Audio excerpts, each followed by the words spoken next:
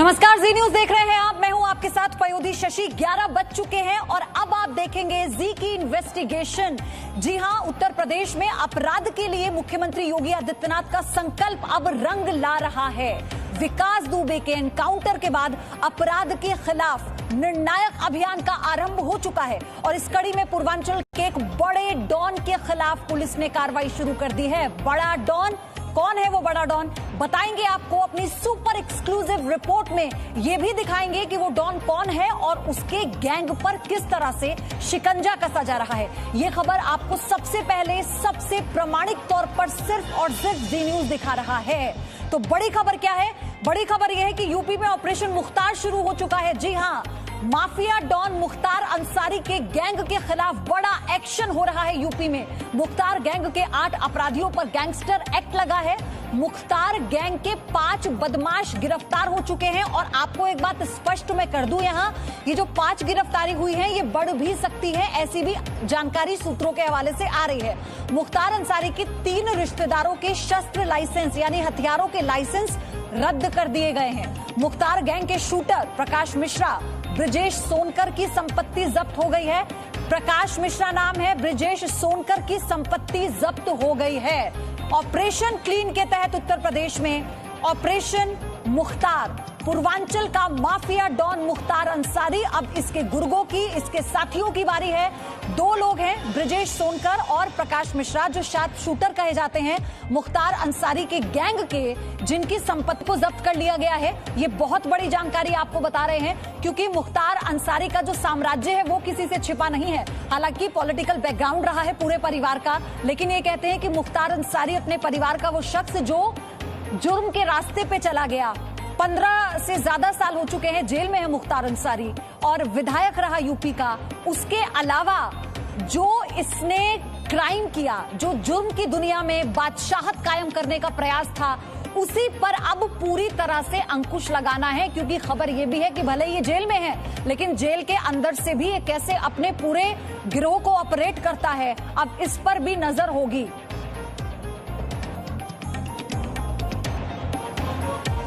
और आपको इसी खबर को आगे और विस्तार से हम बताते हैं। ग्राफिक्स के जरिए आप समझिएगा कि सारी जानकारी है क्या। हम बार बार कह रहे हैं प्रामाणिकता के साथ, विश्वसनीयता के साथ ये इन्वेस्टिगेशन है जी न्यूज की, जो आपको जानना बहुत जरूरी है। तो यूपी में ऑपरेशन मुख्तार शुरू हो चुका है। माफिया डॉन मुख्तार अंसारी के गैंग के खिलाफ बड़ा एक्शन किया जा रहा है। मुख्तार गैंग के 20 से 25 अपराधियों पर गैंगस्टर एक्ट, देखिए संख्या बढ़ चुकी है, अपडेट हो चुका है इसमें। 20 से 25 अपराधियों पर गैंगस्टर एक्ट लगाया गया है। मुख्तार गैंग के 5 बदमाश गिरफ्तार हुए हैं। इसे लेकर भी मैंने शुरुआत में आपको बताया था कि 5 से संख्या बढ़ सकती है, ये 7 हो गई है, ये अपडेट है इसमें। मुख्तार अंसारी के 3 रिश्तेदारों के शस्त्र लाइसेंस रद्द हो गए हैं, यानी उनके पास जो हथियार था उसका लाइसेंस रद्द हो गया है। 3 रिश्तेदार हैं जिनके लाइसेंस रद्द किए गए हैं हथियार के। मुख्तार गैंग के शूटर प्रकाश मिश्रा, इन दोनों का नाम आप ध्यान से समझ लीजिए, इनका चिट्ठा आगे आपके सामने हम रखेंगे। प्रकाश मिश्रा, ब्रिजेश सोनकर की संपत्ति को जब्त कर लिया गया है।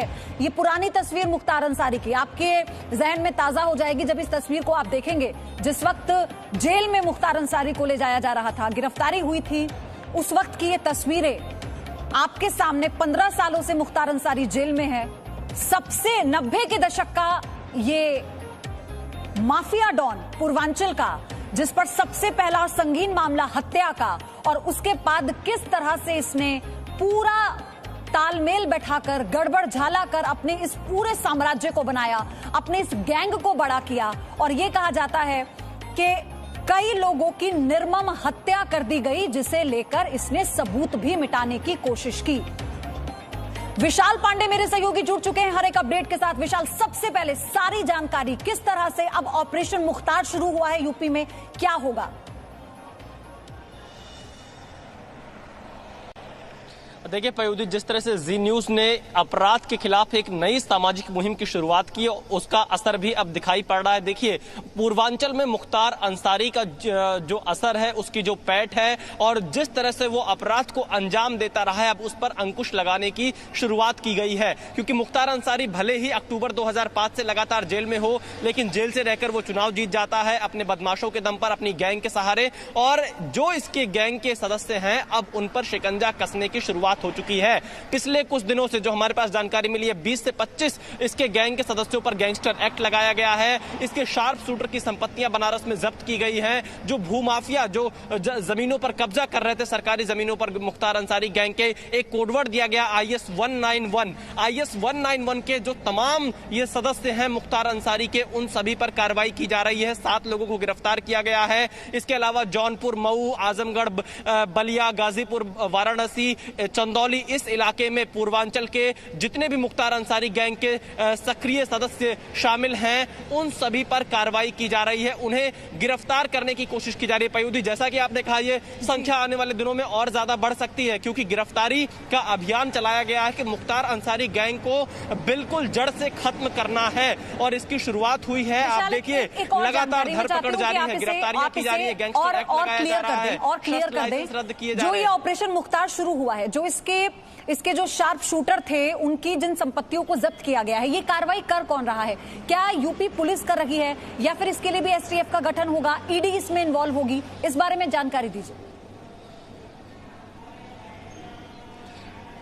देखिए पयूदी, इसमें सीधे तौर पर यूपी के मुख्यमंत्री योगी आदित्यनाथ ने उत्तर प्रदेश के DGP को आदेश दिए हैं कि ऑपरेशन मुख्तार उत्तर प्रदेश में चलाया जाए, और मुख्तार अंसारी के जो भी गैंग के सदस्य हैं उन पर सख्त से सख्त कार्रवाई की जाए। और उत्तर प्रदेश पुलिस ने सभी जिलों को इस चीज का आदेश दिया है। ये सभी जिला स्तर पर इस वक्त कार्रवाइयां की जा रही हैं। अगर आप देखिए, वाराणसी, जौनपुर, आजमगढ़, बलिया, मऊ, चंदौली, इन सब इलाकों में जितने भी मुख्तार अंसारी गैंग के सक्रिय सदस्य हैं, उन सब पर शिकंजा कसा जा रहा है। जिले स्तर पर पुलिस इन पर कार्रवाई कर रही है, क्योंकि अब तक क्या हो रहा था कि मुख्तार अंसारी के नाम पर डर दिखाकर, भय दिखाकर ये लोगों की जमीनों पर कब्जा कर लेते थे, लोगों को परेशान करते थे। और आप देखिए, मुख्तार अंसारी भले ही जेल में क्यों ना हो, लेकिन इस बार भी 2017 का विधानसभा चुनाव वो बहुजन समाज पार्टी के टिकट पर जीत जाता है। और मायावती जब इस बार मुख्तार अंसारी के भाइयों को अपनी पार्टी में शामिल कर रही थी, मैं उस प्रेस कॉन्फ्रेंस में मौजूद था पयोधी, और मायावती से भी मैंने सवाल पूछा था कि आखिरकार आप तो गुंडा राज को हटाने की बात करती हैं और फिर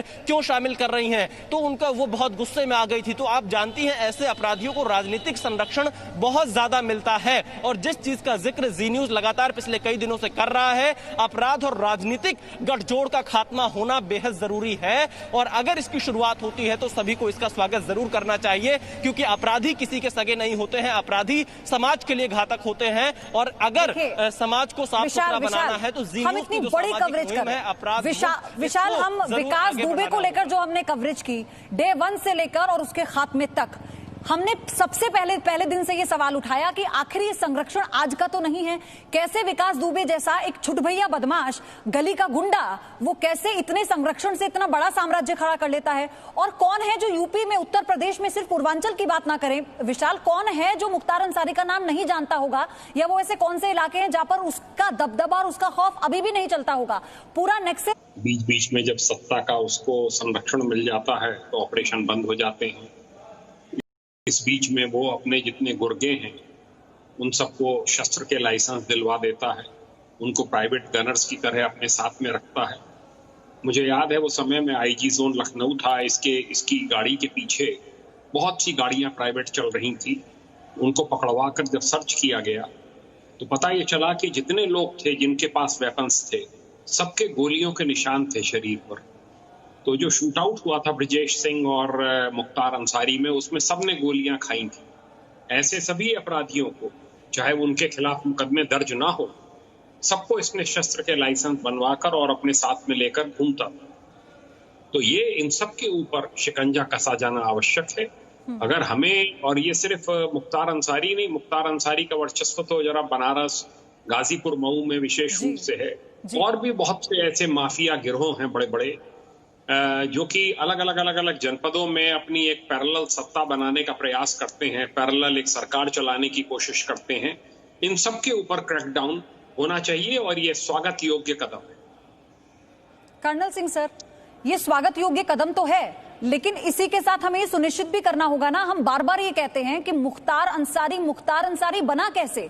और हमने मुख्तार अंसारी की तो वो तस्वीरें देखी हैं जो कुछ राजनेताओं के साथ जब सुर्खियों में आई, जब वो विधायक बनता है, जेल में रहकर वो जीत जाता है, तो आप सोचिए ना कि इसकी जड़ें कहां तक होंगी। देखिए, अगर हम देखें जो ऑर्डर इशू किया है अभी उत्तर प्रदेश सरकार ने, मैं सबसे पहले तो बधाई देता हूँ सीएम साहब को, आदित्यनाथ योगी जी को, कि ये पहला स्टेप होगा जहाँ क्रिमिनल पुलिस नेक्सस निकालने की कोशिश की जा रही है। और 2 पुलिस वालों को अरेस्ट भी किया गया है विकास दुबे वाले केस में जी। ये बहुत बड़ा स्टेप है। मैंने पूरा ऑर्डर पढ़ा है, 10 पॉइंट्स दिए हुए हैं उसमें, और पूरा नेक्सस, इनकी प्रॉपर्टीज, किस कंप्लेंट पे क्या एक्शन हुआ, इनको वेपन्स कैसे मिले, इस सब की जानकारी और इन्वेस्टिगेशन इस एसआईटी करेगी। सिमिलरली और माफिया के खिलाफ भी इस तरह के एक्शन की जरूरत है, और जो एक तरह से शुरू हो चुका है उत्तर प्रदेश में। मेरा सजेशन इसमें यह है कि एनफोर्समेंट डायरेक्टरेट के साथ मिलकर, और एसआईटी अगर काम करेगी, एसआईटी की रिपोर्ट पे एनफोर्समेंट डायरेक्टरेट काम करेगी, क्योंकि इनकी प्रॉपर्टी जब्त करना बहुत जरूरी है। अदरवाइज जैसा अभी जैन साहब ने कहा कि सत्ता आती है, सत्ता जाती है, इनके अनुकूल सत्ता आती है तो फिर ये दोबारा कार्रवाई शुरू कर देते हैं, प्रतिकूल आती है तो चुप बैठ जाते हैं। लेकिन अगर इनकी प्रॉपर्टी छिन जाएगी तो फिर इनको पता लगेगा कि कोई भी सत्ता हो, इनकी प्रॉपर्टी चली जाएगी जब भी प्रतिकूल सत्ता आएगी। दूसरे, पुलिस नेक्सस जो इन्होंने तोड़ने की कोशिश की, बहुत बड़ा स्टेप है, और इससे सब पुलिस वालों को डर लगेगा कि किसी क्रिमिनल के साथ नेक्सस ना करें। अगर पकड़े जाएंगे, जिस तरह से ये कार्रवाई की है यूपी सरकार ने, तो उसका उनके ऊपर बहुत बुरा प्रभाव पड़ेगा। तो बहुत बड़ा स्टेप लिया है सरकार ने ये। विशाल पांडे, विशाल, ये जरूरी वक्त था, ये बहुत जरूरी था एक एग्जाम्पल सेट करना इतनी बड़ी घटना के बाद से, जब विकास दुबे पुलिस वालों को टारगेट करता है। अब वो वक्त आ गया है क्या, जब जीरो टॉलरेंस की बात खुद मुख्यमंत्री योगी आदित्यनाथ कर रहे थे, अब हर लेवल पर सिर्फ उन छुटभैया बदमाशों का, या वो जो हर जिले में जो जेब कतरे होते हैं, सिर्फ उन्हें जेल में अंदर करने से कुछ नहीं होगा। अब तो बड़े लेवल पर ये बताना होगा कि जिनका नाम, जिनके नाम से लोग कापा करते थे, उनका वक्त आ गया है। देखिए पयोधी, बिल्कुल अगर कुछ बड़े नामों पर एक साथ कार्रवाई हो जाती है तो जो छुटभैये अपराधी होते हैं वो डर के मारे या तो सरेंडर कर जाते हैं या फिर वो अपनी गिरफ्तारी करने पहुंच जाते हैं कि हमें जेल भेज दीजिए, क्योंकि उन्हें ये लगता है कि बाहर रहना उनके लिए खतरनाक हो सकता है। और इसीलिए हम कह रहे हैं कि अगर मुख्तार अंसारी जैसे बड़े माफियाओं के जो गैंग के सदस्य सक्रिय रहते हैं, जो उसके नाम का फायदा उठाकर लोगों को परेशान करते हैं, जबरन वसूली करते हैं, ब्लैकमेल करते हैं, जमीनों पर कब्जा करते हैं, अगर उन पर सख्त कार्रवाई इसी तरह से होती रहेगी तो यकीन मानिए, क्योंकि पूर्वांचल पयोद्वीप उत्तर प्रदेश का एक ऐसा इलाका पड़ जाता है जहां पर आपको हर जिले में एक लोकल आपको माफिया जरूर मिल जाएगा, और उसका सरगना ऊपर लेवल तक होता है। कोई मुख्तार अंसारी गैंग में शामिल होता है, कोई ब्रजेश सिंह के गैंग में शामिल होता है, कोई धनंजय सिंह के गैंग में शामिल होगा, कोई हरिशंकर तिवारी के गैंग में शामिल होगा। ऐसे तमाम अलग अलग गैंग बने हुए हैं। कुछ दिन पहले आपको पता होगा मुन्ना बजरंगी की भी, मुन्ना बजरंगी जब जिंदा था तो उसके गैंग में भी बहुत सारे लोग शामिल हुआ करते थे। तो अलग अलग जो ये बड़े नाम बनते जाते हैं, और जो अपने नाम के आधार पर, अपने रसूख के आधार पर राजनीति में आ जाते हैं। मुख्तार अंसारी की बात हम करते हैं तो ब्रजेश गैंग से इसकी नजदीकी तो जगजाहिर है, वो भी पूरे उत्तर प्रदेश में देखा गया है। लेकिन अब सवाल ये है ना कि आप सोचिए कि जेल के अंदर से अगर ये अपने गैंग को बाहर ऑपरेट करता है, ये लोग अतिक्रमण, जमीन हड़पने की जो इनकी फितरत है, इनका जो धंधा है, उसे ये लोग जारी रखते हैं, तो फिर ऐसा नहीं कि देर तो हो गई, लेकिन ये कहीं कि देर आए दुरुस्त है। देखिए बिल्कुल, जब से ही इन पर कार्रवाई शुरू हो जाए समझिए तब से ही अच्छा है। लेकिन यहाँ पर जैसा एके जैन साहब बता रहे थे वो और ज्यादा प्रकाश डालेंगे, क्योंकि ये जो अपराधी होते हैं इनका नेक्सस बहुत ज्यादा मजबूत होता है और इनकी सेटिंग हर लेवल पर होती है। अगर कोई ऊपर से आदेश आता है सरकार की तरफ से तब तो पुलिस सक्रिय हो जाती है, लेकिन अगर आदेश नहीं आता तब पुलिस सोती रहती है, क्योंकि पुलिस भी सोचती है हम बेवजह क्यों जाकर इनसे पंगा ले। कहीं ना कहीं एक डर भी पुलिस के अंदर रहता है, और दूसरी चीज जो रहती है वो ये रहता है कि इनके लिंक बहुत बड़े होते हैं, तो पुलिस वालों को यह डर सताता रहता है कि कहीं हमारा ट्रांसफर ना करा दें, कहीं हमें यहां से हटवा ना दें। और इनके गैंग पर Presenting B News app available on Google Play and App Store. Download it now.